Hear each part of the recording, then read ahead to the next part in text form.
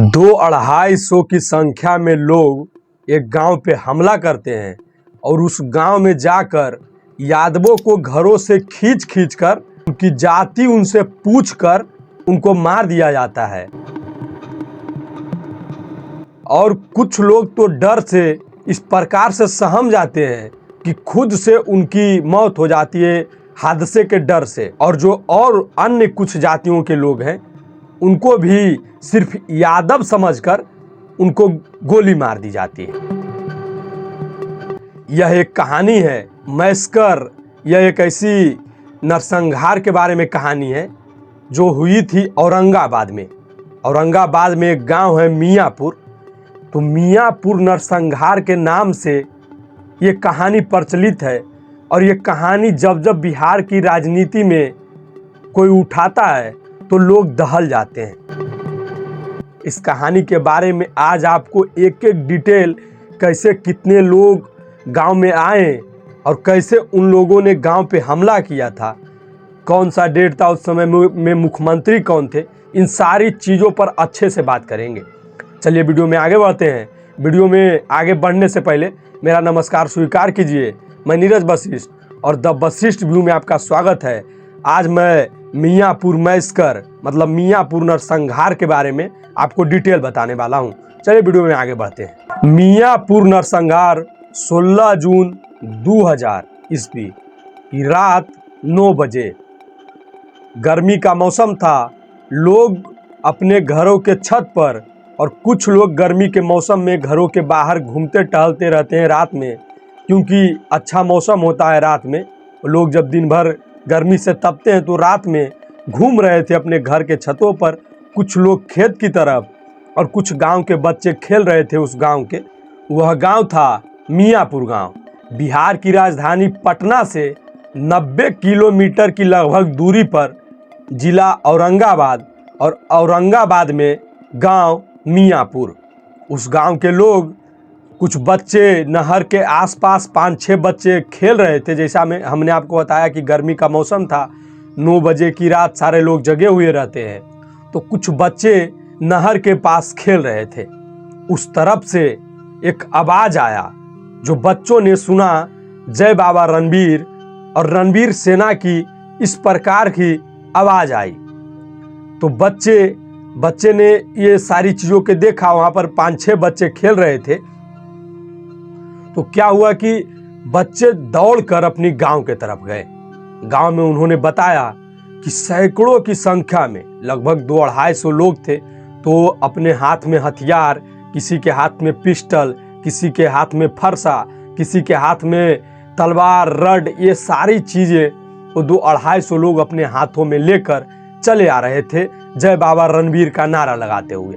ये बच्चे जब गांव पहुंचे तो इन्होंने अपने गांव में हल्ला किया कि इस प्रकार के लोग हमारे गांव के तरफ बढ़ रहे हैं। तो लोगों ने जब इन चीज़ों को सुना तो सब कोई भागने लगे और कोई अपने घरों में डर कर सहम कर छुप गया। तो गांव के चारों तरफ वो जो रणबीर बाबा का नारा लगाते हुए आ रहे थे, वो गांव को चारों तरफ से घेर लेते हैं। एक 20-25 साल का लड़का का यहाँ पर कहानी बताया जाता है कि जब गांव को घेरा गया तो जो गांव को घेरते हैं तो अंधाधुंध गोलियां चलाने लगते हैं लोग। वहाँ के जो वो हमलावर थे, हमलावर के एक जो मेन लीडर था, वो बोलता है गाली देकर अपने लोगों को कि तुम लोग बेवजह गोलियां मत बर्बाद करो, इतनी गोलियां अंधाधुंध चला रहे हो, बाद में गोलियों की कमी हो जाएगी। तो हमलावर फिर गोलियां चलाना रोक देते हैं और फिर 10-15 की संख्या में एक घर में घुसते हैं। एक घर में घुसते के साथ सारे लोग तो सन्नाटे में गुम हो गए थे। लेकिन उस घर में एक लड़का था जो धान चावल वाली कोठी होती है उसके अंदर छुपा हुआ था डर से। और वो यादव नहीं था, वो लड़का किसी और दलित जाति से था।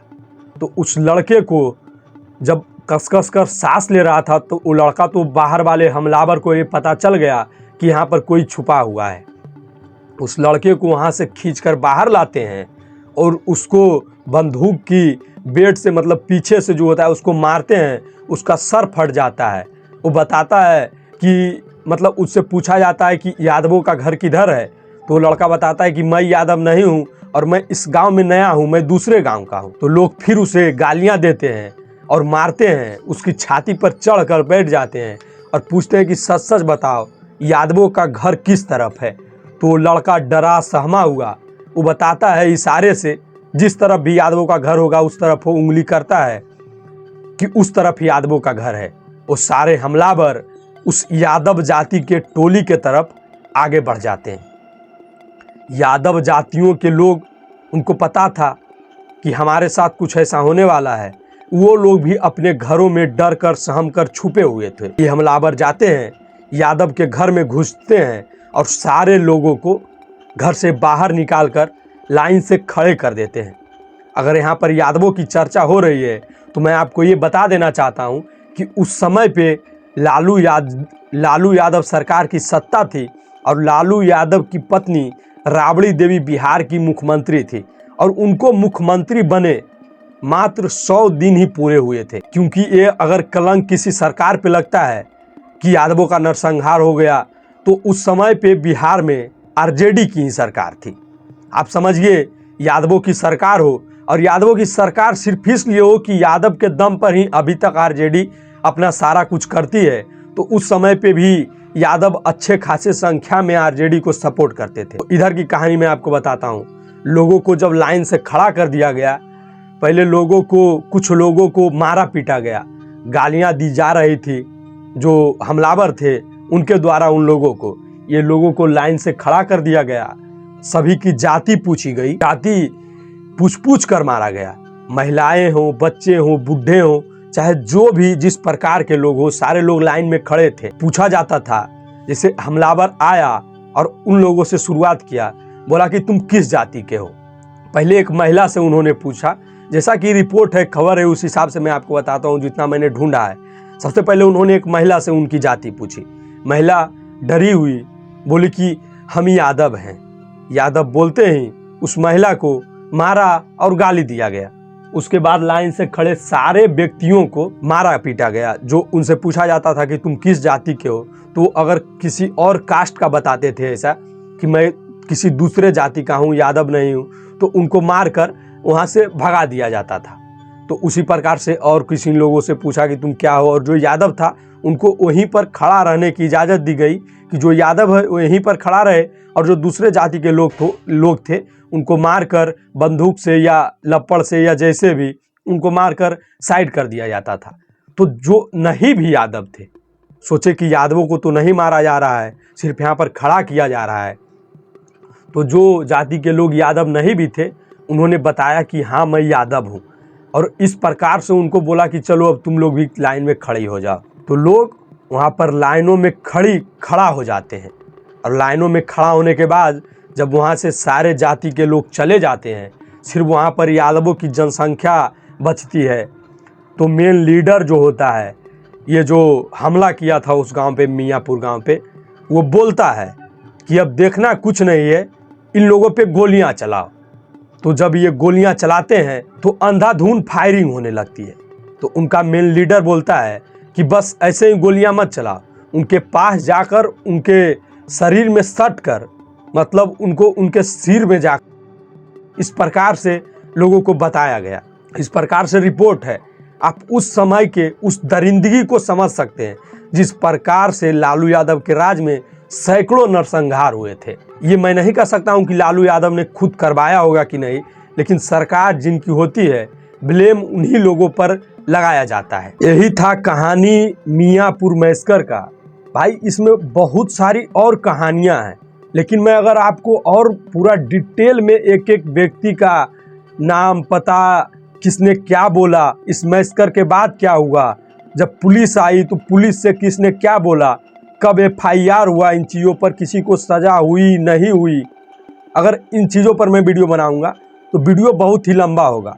अगर आप लोग चाहते होंगे कि मैं एक एक डिटेल के बारे में बताऊं कि कब, कितने बजे, किस तारीख को किन लोगों को मारा पीटा गया, कितने लोगों की लगभग इसमें हत्या का मामला आया था, लगभग 25 से 30 लोगों की इसमें मृत्यु हो गई थी, तो अगर आप बोलिएगा तो सारे चीज़ों के बारे में इस मैस्कर के बाद में जो हुआ था, पुलिस आई थी। और इस मैस्कर के पहले ये मैस्कर जो हुआ मियांपुर नरसंहार, ये एक बदला था। और ये बदला किस लिए लिया गया था यादवों को उनकी बलि चढ़ाकर, ये अगर जानना चाहते हैं तो आप हमें कमेंट कीजिएगा।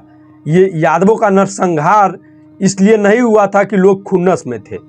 उसके पहले जिन लोगों ने इन लोगों पर हमला किया, उनके पहले इस गांव के हमले के पहले किसी और जाति वर्ग के लोगों को मारा पीटा गया था। उसका ही ये बदला था, ये नरसंहार था। मियांपुर नरसंहार बस ये डिटेल हम देने के लिए आए थे कि उस रात क्या क्या हुआ था। उस रात के बाद भी बहुत सारी कहानियां बनाई जाती है। बाकी इन सारे आरोप, ये सारे जितने आरोप है, ये लगाए जाते हैं रणवीर सेना के ऊपर। बाकी इस चीज को मैं खारिज करता हूं कि ये स्पष्ट नहीं है कि किन लोगों ने हमला किया था। बाकी इस कहानी के बारे में बस इतना ही।